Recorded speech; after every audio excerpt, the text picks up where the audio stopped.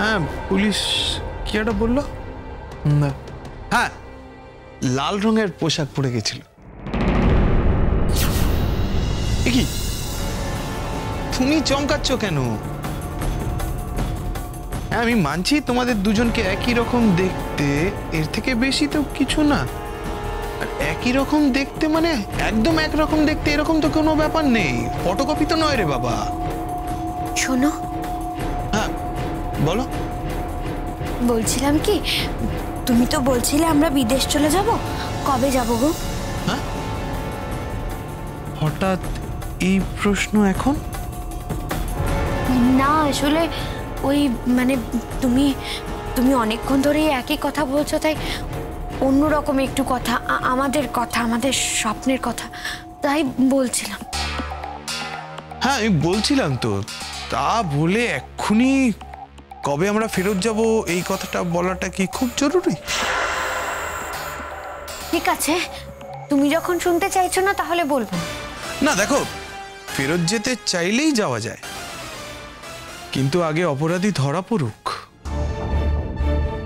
এটা তো একটা নজির যে একটা বোন আরেকটা বোনের কি করতে পারে, কতটা ক্ষতি করতে পারে।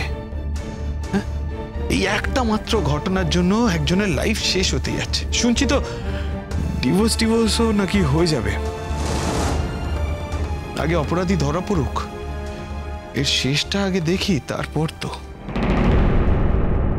আমাদের কি দরকার দীপ? এইসবের মধ্যে আমাদের না থাকাই ভালো। দরকার একটু আছে মল্লিকা, একেবারে যে দরকার নেই সেটা অন্তত আমার জায়গায় দাঁড়িয়ে আমি বলতে পারছি না। মানে আফটার অল পুরো ঘটনাটাই তো আমি জানি, আবার আমার ভাইও জড়িয়ে আছে, না হলে হয়তো ভাইয়ের ওপরে আবার একটা, এমনিতেই ওদের একটা রাগ রয়েছে আমার ভাইয়ের প্রতি, কারণ মেঘলার রেস্ট্রিকশন থাকা সত্ত্বেও ভাইটু ওকে জোর করে নিয়ে গেছিল গান গাওয়াতে। সেই জন্যই আমার একটা ইচ্ছে হয়েছে আমি অন্তত হাতে নাতে অপরাধীকে ধরিয়ে দিই। যে এত বড় একটা কাজ করতে পারে না দীপ, আমার মনে হয় না এত সহজে শেষ পর্যন্ত পুলিশের কাছে সে ধরা দেবে। তার ধরা দেওয়ায় বা না দেওয়ায় কিছু আসে যায় না মল্লিকা। পুলিশ তার জাল গুটিয়ে এনেছে, অলমোস্ট তাকে ধরে ফেলেছে, এবার ঠিক ধরে নেবে। দেখো শেষ পর্যন্ত কি হয়। কি বলছো? শেষ পর্যন্ত তাহলে ধরা পড়বে না? আমার মনে হয় না। যেই মেয়েটা এত পাকা খেলোয়াড় সে এত সহজে পুলিশের কাছে সারেন্ডার করবে, হতেই পারে। দেখো, প্রত্যেক অপরাধীরই কিছু দুর্বলতা থাকে, আর সেই দুর্বলতা থাকে বলেই সে ধরা পড়ে যায়। কিন্তু এত সহজে এই মেয়েটাকে ধরা যাবে না, অন্তত আমার তো তাই মনে হয়। দেখা যাক, আমি না হয় পুলিশকে বলবো একটু কেয়ারফুল থাকতে। ইনফ্যাক্ট ইউ আর রাইট, এ এত সহজে সারেন্ডার করবে না। পুলিশ ধরতে চাইছে বলেই ধরা দিয়ে দিল, এরকমটা নাও হতে পারে। তুমি ঠিক বলেছ, বুদ্ধি আছে তোমার। আমি একটা কথা কিছুতেই বুঝতে পারছি না, ওদের বাড়ির ব্যাপার নিয়ে তুমি কেন এত পুলিশের সাথে কথা বলতে চাইছো? আমি হয়তো ওদের বাড়ির কেউ না, কিন্তু যে কাজটা করেছে সে হতে পারে আমার পরিচিত কেউ বা কাছের মানুষ। তার মানে? সরি, আমি হয়তো বোধহয় ভুল বলেছি। মানে ওকে তো তোমার মতোই দেখতে, হয়তো তোমার কোনো রিলেশনে কেউ একটা হলো, মানে তুমি হয়তো জানো না এর পিছনে কোনো একটা রহস্য আছে।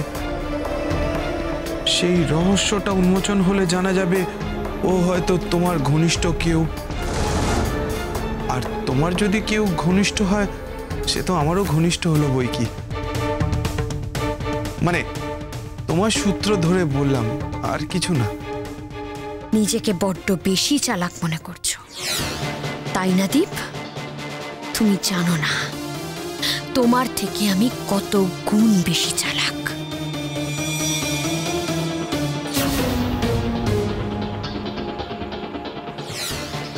ভয় তাহলে পেয়েছো তিথি? হ্যাঁ, তোমাকে দেখে তো মনে হচ্ছে তুমি ভয়ে একেবারে জুজুবুড়ি হয়ে আছো।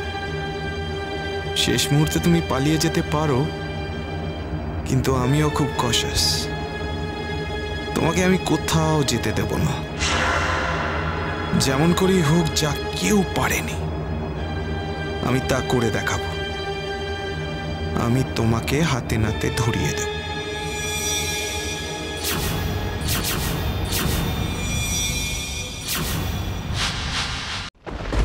তোমার বিরুদ্ধে আমার কোনো অভিযোগ নেই অনুরাগ। আমি একবারও বলিনি যে তুমি সম্পর্কটা শেষ করে দিতে চাইছো।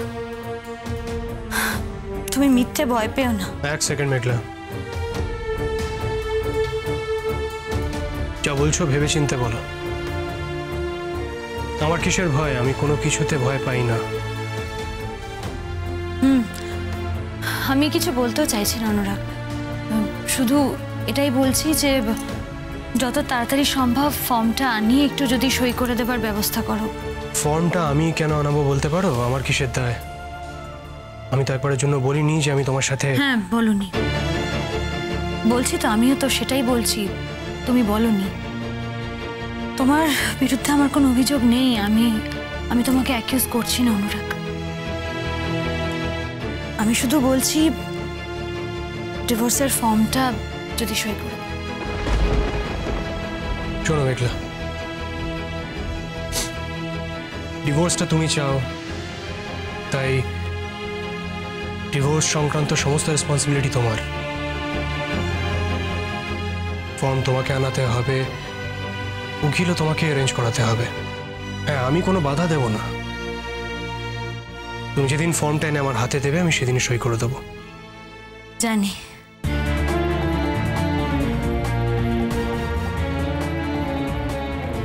হ্যাঁ, জানারই তো কথা। তোমার তো এখন আবার পাখনা গজিয়েছে।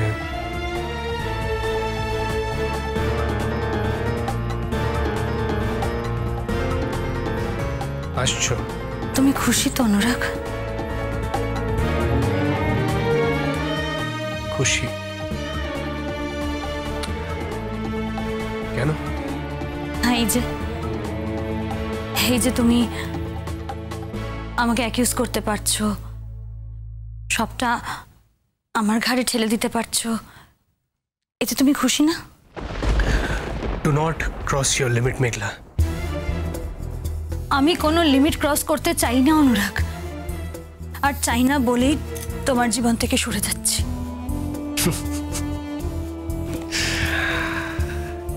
সেটা আসল কারণ না মেঘলা। আসল কারণটা অন্য।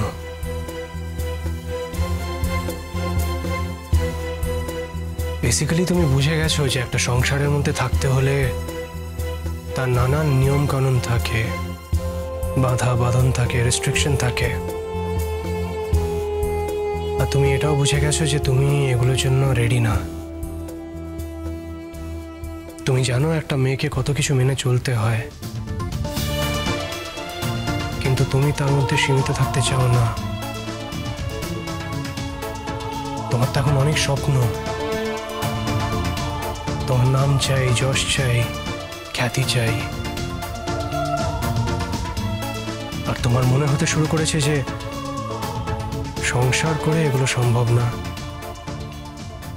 তাই ডিসাইড করেছো যে ডিভোর্সটা দিয়ে দেওয়াটাই বেটার।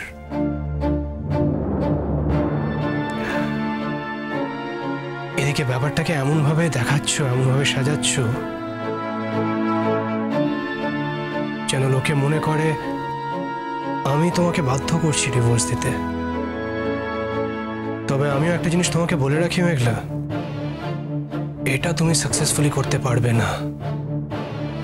তুমি এটা প্রুভ করতে পারবে না যে আমার জন্য তোমাকে ডিভোর্সটা দিতে হচ্ছে।